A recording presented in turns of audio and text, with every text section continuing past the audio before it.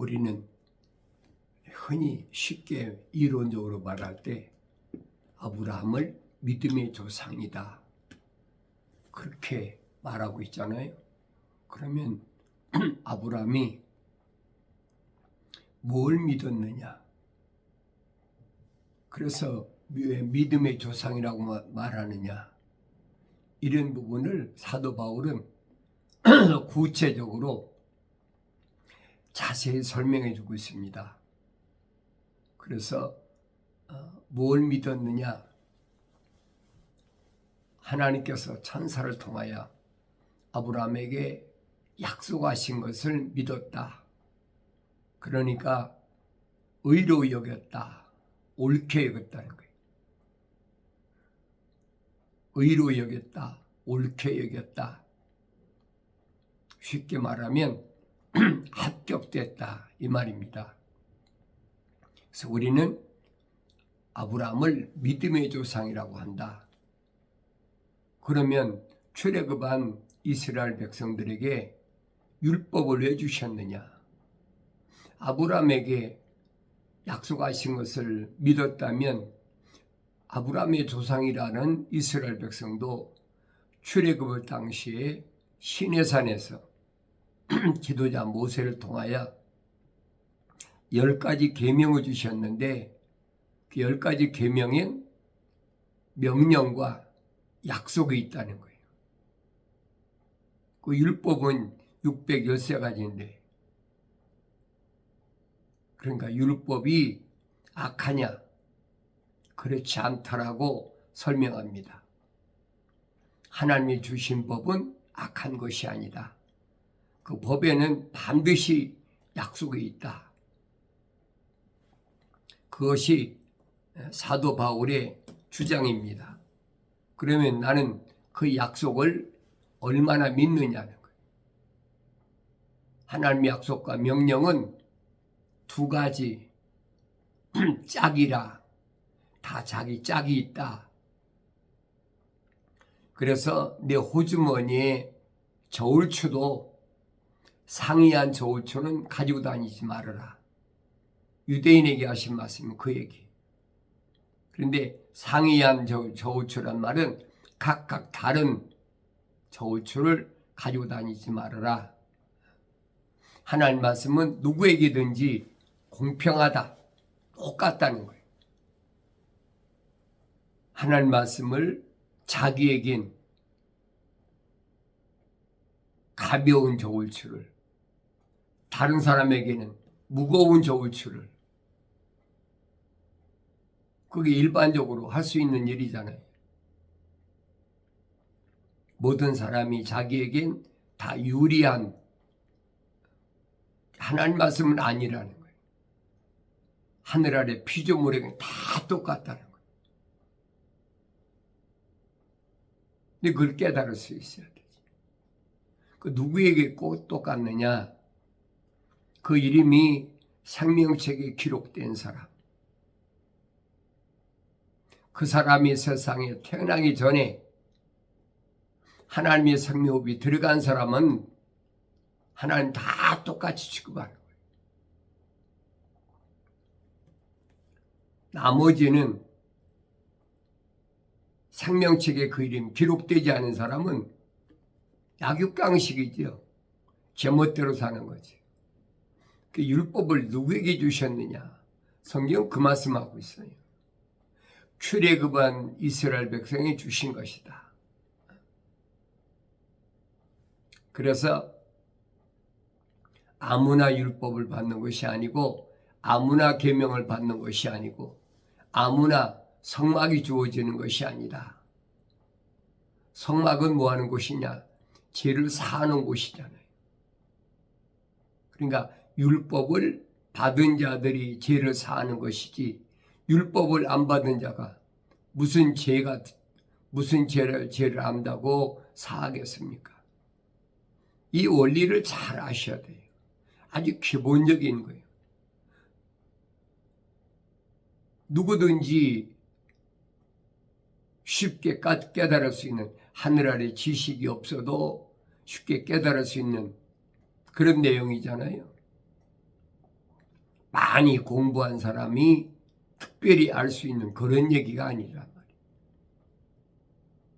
그러니까 하나님 말씀을 깨닫는 데는 하늘 아래 지식이 필요한 것이 아니라 하나님의 명령대로 순종할 수 있는 그 이름이 생명책에 기록된 사람이 하나님 말씀을 듣는다. 아무나 듣는 게 아니에요. 그러니까 하나님의 아들이 오신 것도 누구에게 오셨니? 유대인에게 오셨다. 자기 백성에게 오셨다. 그렇게 표현하고 있잖아요. 요한복음에서 참빛이 자기 백성에게 오셨다. 예수는 세상 사람에 의해서 오신 게 아니에요. 거룩한 하나님의 생명이 들어간 자, 거룩한 생명책에 그 이름이 기록된 자. 그래서 주님이 오셔서 하신 일들이 부르시고 부르셨다. 부르신 걸로 끝난 게 아니잖아요. 부르시고 그다음에 택하셨다. 아무나 택한 것이 아니라 아버지의 사람, 생명책에 그 이름이 기록된 사람을 선택하셨다. 너희가 나를 선택한 것이 아니라 내가 너희를 선택했다. 항상 기억하셔야 돼요. 피조물은 하나님 아들을 선택할 자격이 없어요. 선택받으려고 우리가 복음서에 보면 얼마나 찾아옵니까? 유대인들이 나이 많은 니고데모 같은 사람은 유대인이 관원이잖아요. 아무도 모르는 한밤중에 몰래 찾아와서 그래서 선택지 않으시잖아요. 같은 바리새인인데 왜 선택지 않으셨을까? 같은 바리새인인데 왜 사울은 사울아 사울아 부르시고 니고데모는 부르시지 않으셨을까? 찾아왔는데 오히려 책망할 때 니고데모에겐 기회란 말이에요. 그 얼마나 좋은 기회예요. 그 기회를 잃어버리잖아요. 복음서를 읽을 때마다 안타깝지요.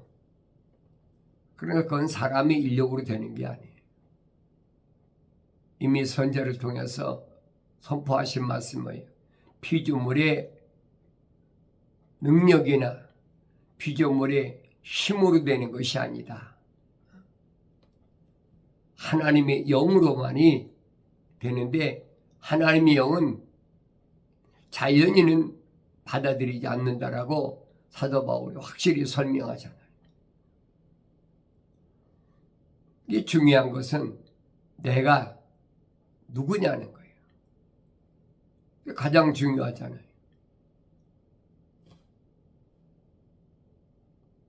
바울이 안타까운 마음도 그겁니다. 자기 형제들, 동족들, 그 사람들을 생각하면 끊임이 없는 슬픔이 온다고 그러잖아요. 그 성령 받은 사람 아니면 몰라요. 알 수가 없어요.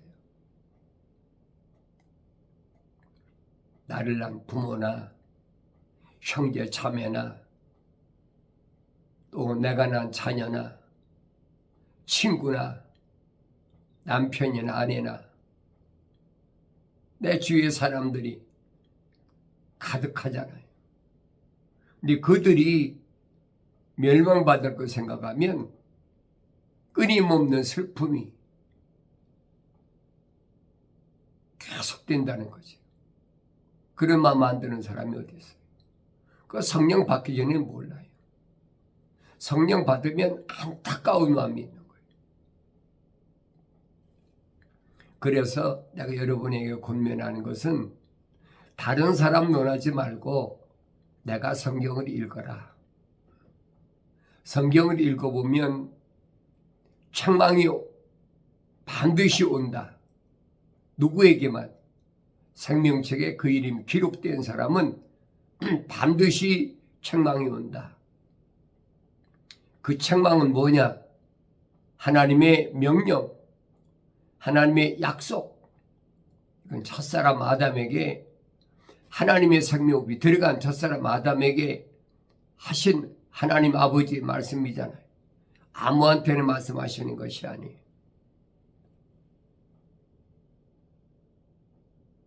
하나님의 동산에 있는 모든 나무에서 나는 것은 내가 마음대로 먹을 수 있는데 동산 중앙에 있는 선과 악의 지식의 나무에서 나는 것 먹지 마라. 금기 명령이잖아요. 왜? 반드시 죽으리라. 죽음이 길이라는 거예요. 그걸 깨닫지 못하는 사람은 육신이 땅 속에 들어가는 그 죽음을 가리키는 거예요. 그 잘못 알고 있는 거예요. 아담이 영생할 하나님의 동산에서 쫓겨날 때 하나님 밝히시잖아요. 흙이니 흙으로 돌아가래요. 이 껍데기는 흙으로 돌아가는 거예요. 그걸 성경을 읽으면 깨달아야죠. 억지로 깨달은다고 깨닫게 되겠습니까? 흙이니 흙으로 돌아가라. 죽는다는 말은 무슨 말인가 하니 이 흙 속에 있는 하나님의 형상을 닮은 그 사람이 완성되지 못하면, 영생하지 못하면 그 죽음이에요.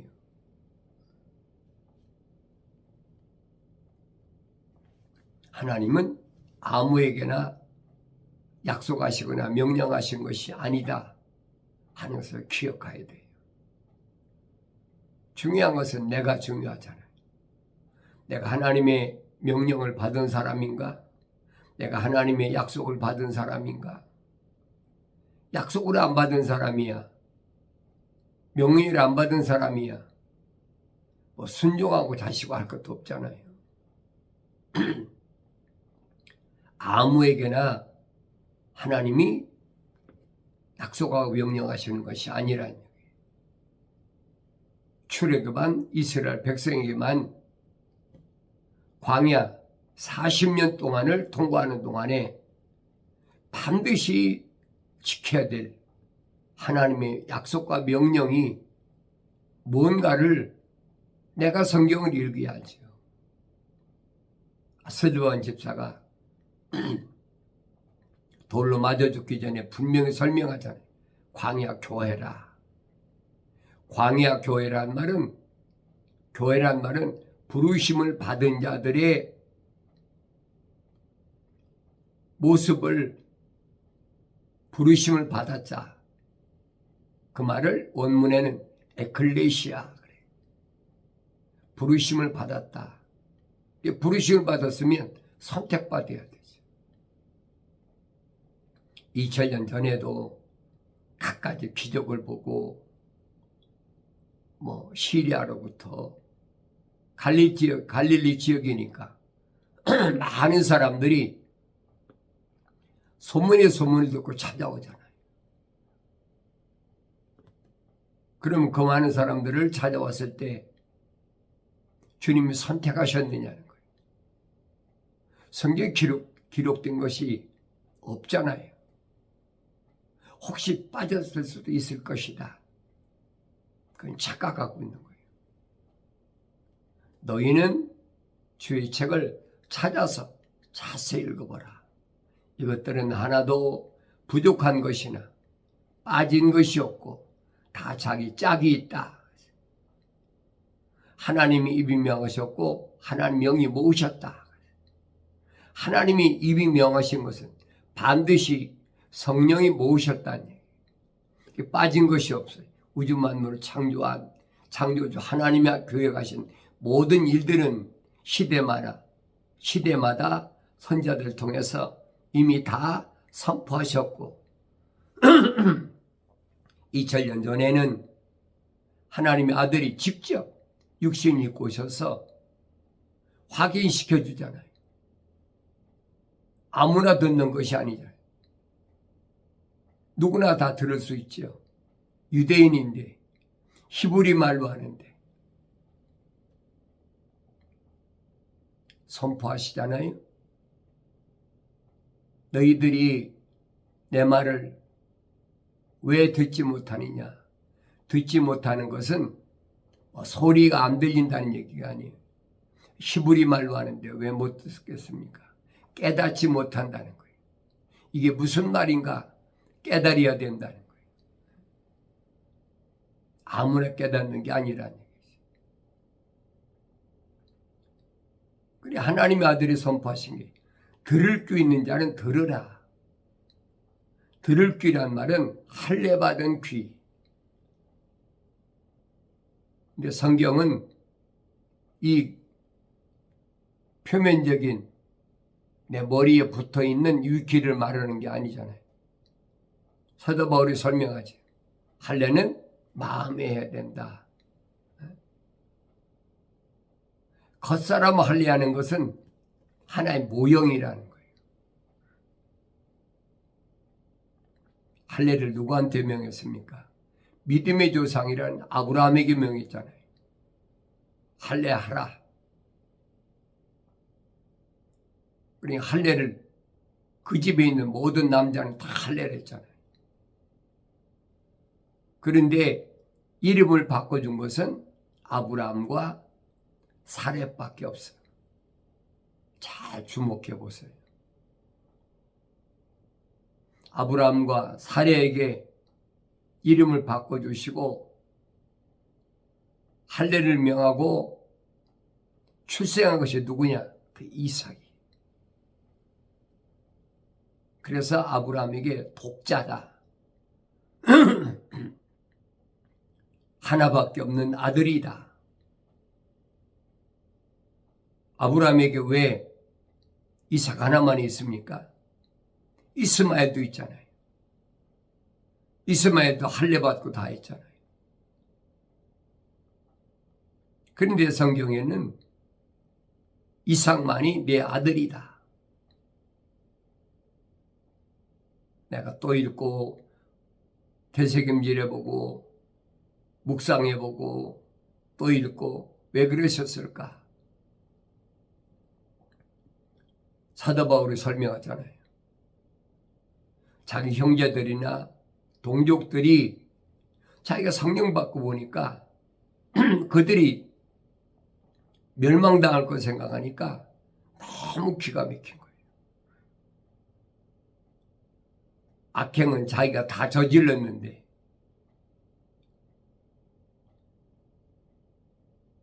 스데반 집사를 돌로 쳐 죽일 때도 예루살렘에서 집집마다 찾아다니면서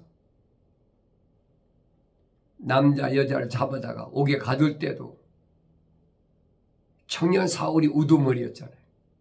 자기 고백하잖아요. 내가 얼마나 악행을 저질렀는지. 그런데 왜 자기만 부르시냐는 거예요. 그 깨닫지 못했으니까 사울이 생각은 그거예요. 악행은 저지르고 내가 선봉이었으니까 나 하나가 그 죄를 뒤집어 쓰고 내 차라리 그리스도의 나와 관계가 끊어지니 그 자기가 그거 더 낫겠다. 그 생각했다는 거예요. 그런데 날마다 하나님 말씀을 상고해 보니까 하나님 말씀이 헛되지 않았더라. 빠진 것이 없더라. 부족한 것이 없더라. 왜 그러느냐? 이스라엘 몸에서 난 자가 다 이스라엘이 아니라는 거예요. 야곱은 요단강가에서 천사와 씨름해서 이스라엘 이름을 얻었는데 이스라엘의 이름 얻고 나서 난 자식이 어디 있습니까? 하나도 없어요. 이스라엘은 야곱 한 사람이라는 거예요. 그래서 이스라엘에서 난 자가 다 이스라엘이 아니라라고 그걸 깨달았다는 거예요. 이 신비라는 거예요.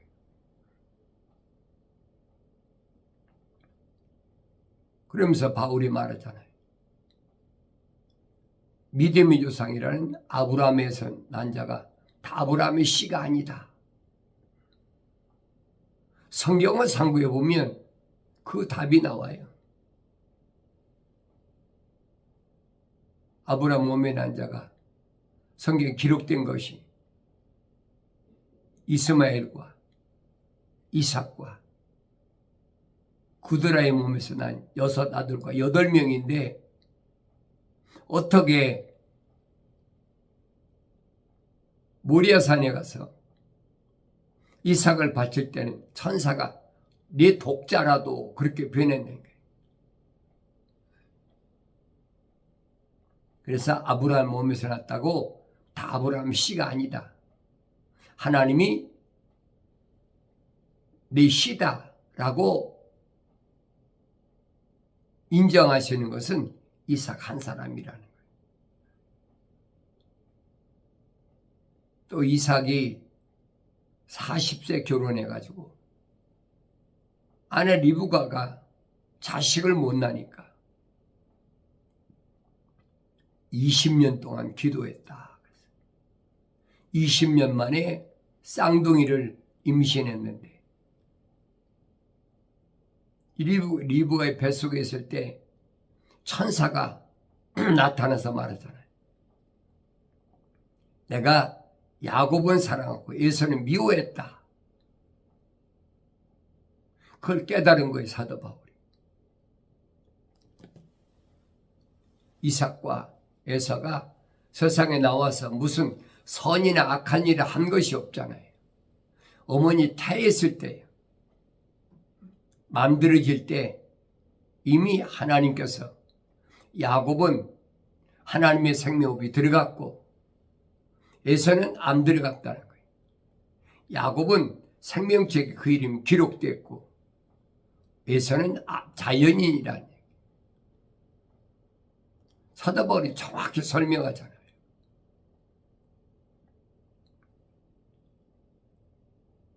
그러니까 야곱이 애굽에 내려가야 된 경위, 이것은 야곱이 가고 싶어 한 것이 아니잖아요. 이미 아브라함 때 하나님의 징계가 내 후손이 이방 땅에 가서 4대 만에 돌아오리라. 왜 그렇게 됐을까? 그 원인이 뭐예요? 그 원인은 다른 것이 아니라 비둘기를 통째로 놨다. 여기 보면 비둘기는 통째로 넣으면 안 돼요. 쪼개야 돼. 그래서 회개하라고 할 때도 뭐라 합니까? 네 육신의 옷을 찢지 말고 네 마음을 찢으라는 거예요. 하나님 명령에 불순종한 것. 사도 야고보가 설명하잖아요. 10가지 계명 중에 한 가지 계명을 범하면 9가지 계명 지킨 거 다 무효다. 선포하잖아요, 야고보 사도가. 그러니까 하나님께서 아브라함에게 4가지 명령하셨는데 그 4가지 가운데 한 가지를 지키지 않았다. 왜? 친척 떠나라는데 안 떠났잖아요. 조카 롯을 대동했잖아요. 그 3가지가 다 무효가 되어버린 거예요. 그 대가가 얼마나 엄청난, 성경에 그 말씀 해주고 있잖아요.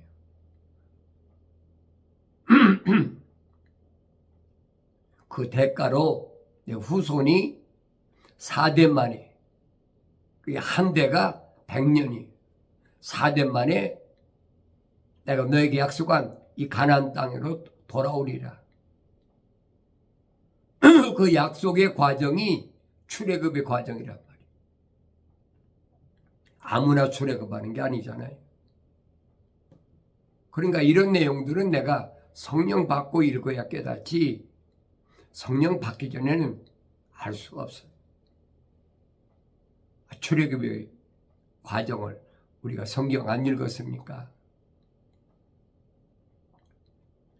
책망을 받고 돌이키라. 하나님은 누구만 책망하시느냐? 생명의 호흡이 들어간 사람. 저 사람 아담에게만 책망하시잖아. 책망받았을 때 기회예요.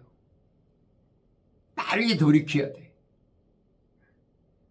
유치하게 변명하고 핑계대고 할 필요가 없어요. 내가 성경 읽었을 때도 벌써 책망이 오면 무릎 꿇고 하나님 잘못했습니다.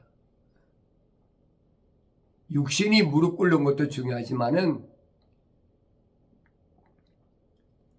내 마음으로 수시로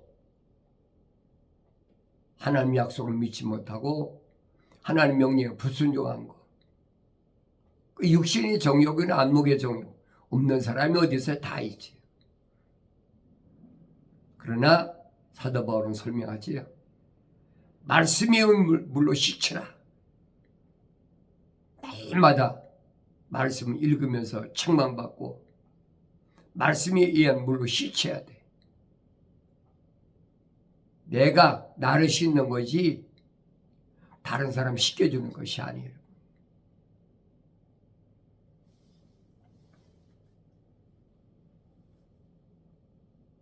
사도들의 발을 씻겨주시면서 하신 주님 말씀을 기억하셔야 돼. 이미 목욕한 사람은 잊힐 필요가 없다. 발만 씻겨주면 되는 거예요. 그러니까 내 발걸음, 내 하는 손으로 하는 거 이런 것 때문에 책망이 올 때 빨리 깨달아야지. 아무나 책망하시는 게 아니라는 것을 기억하셔야 돼요. 내가 누군가 보이잖아요. 내가 성경 읽을 때 책망으로 들리나 안 들리나. 책망으로 안 들린다면 그 사람은 자연인이에요. 그 사람이 에서와 같은 사람이에요.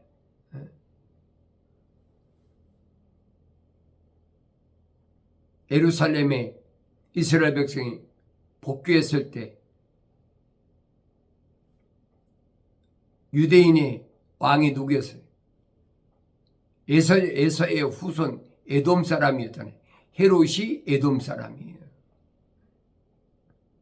자연인이란 말이에요. 이런 말씀을 내가 성경을 계속 읽고 되새김질하면서 나는 누군가 가장 중요한 거예요. 내가 발견이 안 되면 성경은 나하고는 아무 상관이 없어. 나한테 유익이 없어요. 아무리 읽으면 뭐 할 겁니까? 유익이 없는데. 반드시 책망이 온다는 사실을 기억하시고 책망 받았을 때 빨리 돌이켜서 성령 받아야 성령 받은 사도들의 마음을 이해하고 하나님의 아들이 오셔서 요단강가에서 침례받아 성령 받으셨잖아요. 왜 그런 말씀을 하셨는지 비유를 깨닫게 되는 게 성령 받아야 깨달아요. 사도 바울이 기록한 편지들을 읽을 때마다 깨닫는 복된 은혜가 있어지기를 바랍니다.